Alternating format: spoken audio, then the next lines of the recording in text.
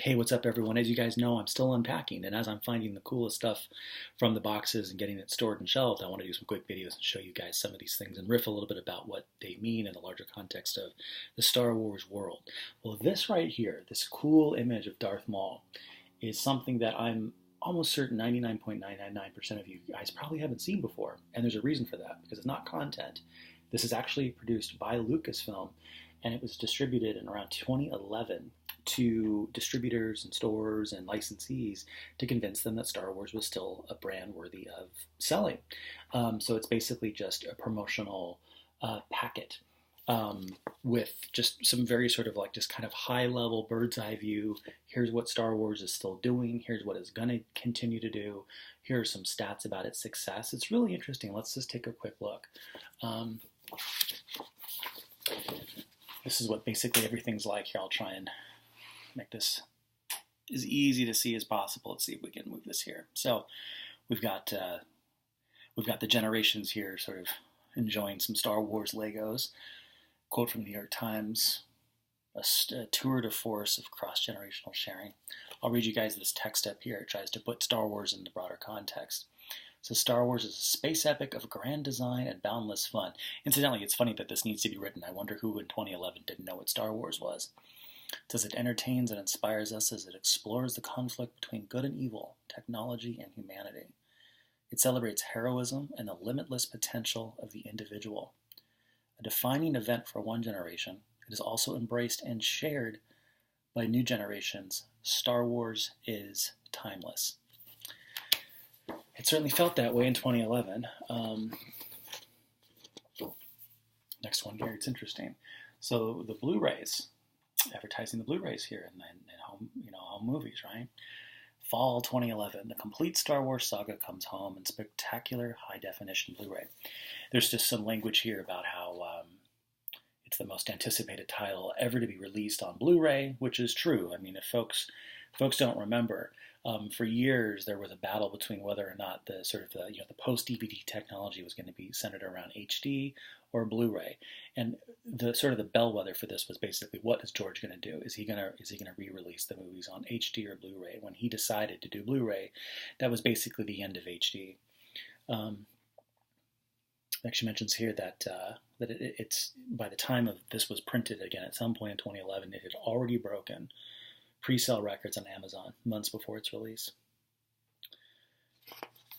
Next page. This is kind of sad to see, isn't it? 2012, Star Wars returns to theaters in glorious 3D. Again, for those of you who are brand new to Star Wars, you guys might forget that there was a plan to put out all 6 movies in the theaters again in 3D. And unfortunately, we only got Phantom Menace. What was kind of cool about that was that there was an updated novelization that was released of effectively the 3D version that came, kind of a new cover and stuff. It was exciting. It was one of these ways that Lucas and Lucasfilm was continuing to help keep Star Wars going, right? It didn't need a lot of extra help, but all these years after Revenge of the Sith, it was a neat, high-profile way of getting Star Wars back onto the radar.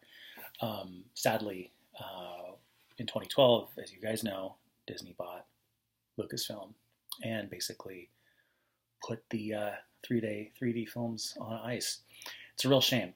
We were all looking forward to seeing the rest of the 5. This is a little frustrating. The adventure continues with Star Wars animation. Of course, we've got a bunch of scenes here from the Filoni Clone Wars.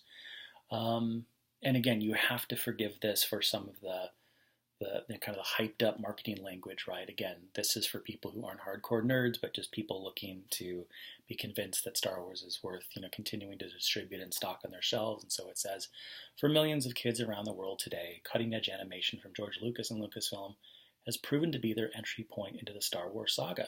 And that's true. I remember this era. I remember thinking that there were the new generation of kids who didn't grow up with the original films, who grew up with some of these new shows. It goes on to say, it all began in 2008 with the breakthrough series Star Wars: The Clone Wars. Well, no, it began in 2003 with the Genndy Tartakovsky micro series Clone Wars. In fact, for many others in an older generation, it began with cartoons like the Droids and Ewoks. So, what are you going to do? It says it's about to enter its fourth chart-topping season. Year after year, the Clone Wars introduces an all-new generation of Star Wars while building an ever-growing audience of dedicated fans of the original films. And it is true to say that, for better or worse, the Clone Wars has introduced a new generation of people to Star Wars, many of whom are now grown up and who are fans today. Although it's harder to predict these days in what direction growing up with Clone Wars sort of puts you, right? Are you now a fan just of the new stuff? Are you a fan of the old? Are you a fan of both? Obviously, the Clone Wars is highly contentious within the Star Wars EU fandom. It says today George Lucas is hard at work on a second animated series that will complement the Clone Wars, taking Star Wars in a completely new and fun direction. Now that's intriguing. A second new animated series. What are they talking about? Now there's no hints in here about what that is. Was it that parody show Star Wars Detours? Are they talking about the seeds of whatever became in the new canon Rebels? I don't know. Do they really mean animated? Did they mean Star Wars 1313 or something related to that? Maybe we'll never know. The final spread here, an ever-growing force in consumer products. Now this is crucial. Although nothing here has necessarily been about the EU per se, there's nothing specifically about the books except for this tiny section down here where they're plugging some of like the Lego book tie-ins and this Jason Fry complete saga storybook. There is something nonetheless very interesting about this. This is specifically focused on the licensees because they're the ones that are creating the consumer products. It says, with a roster of blue chip partners like Hasbro, Lego, Random House, Adidas, Hallmark, Verizon, Microsoft, and McDonald's. And just to stop there for a second, that's really crucial to remember. When we talk about wanting to convince Lucasfilm that there's demand for more legends, we shouldn't just stop at tweeting at them all day. We should go after the licensees who, after all, are the ones that actually make the content, who are in the best position to recognize the value of this brand and our continued demand for it, and to go to themselves to Lucasfilm to ask permission to kind of continue it, right? So again, it's Hasbro with toys, it's Legos with toys, it's Random House, of course, with the book programs, it's Adidas and Hallmark and Verizon for all of the other licensing, all the tchotchkes, all the toys and stuff, right? Very, very important. Even McDonald's, right? I mean, for years there were McDonald's Star Wars toys you could get in Happy Meals.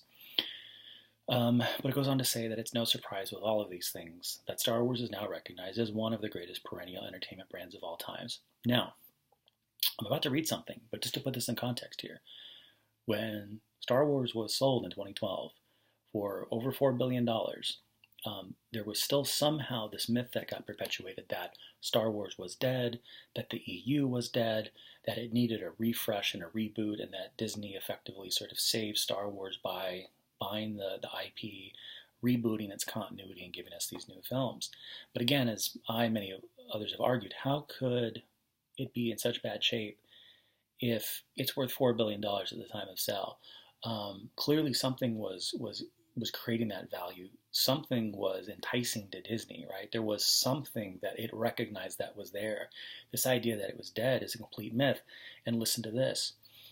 In 2010, even in the face of significant competition, Star Wars maintained its position as the best-selling boys' toy license in the United States for the third year in a row, delivering the biggest sales since 2005 when Episode 3 ignited theaters around the world. So, as late in the game as 2011, Star Wars is still the absolute brand leader.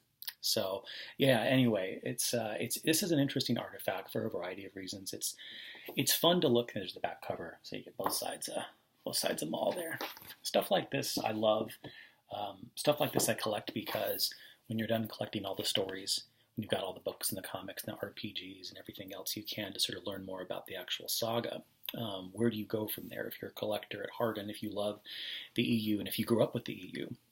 For me, it's about finding these promo items and finding things from Lucasfilm itself. It's about sort of reconstructing everything sort of pre-2014 I get to time travel when I see that. I get to remember, a better time when, even though there were things like Clone Wars that at the time I wasn't a huge fan of, I could see this with my own eyes, turning the new generation on to Star Wars, right? It was an entry point to then kind of have them back into all the other great EU stuff that we know and love.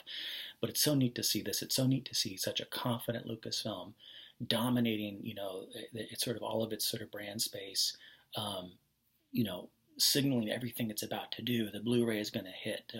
The 6 movies are going to be in the theaters with 3D, right?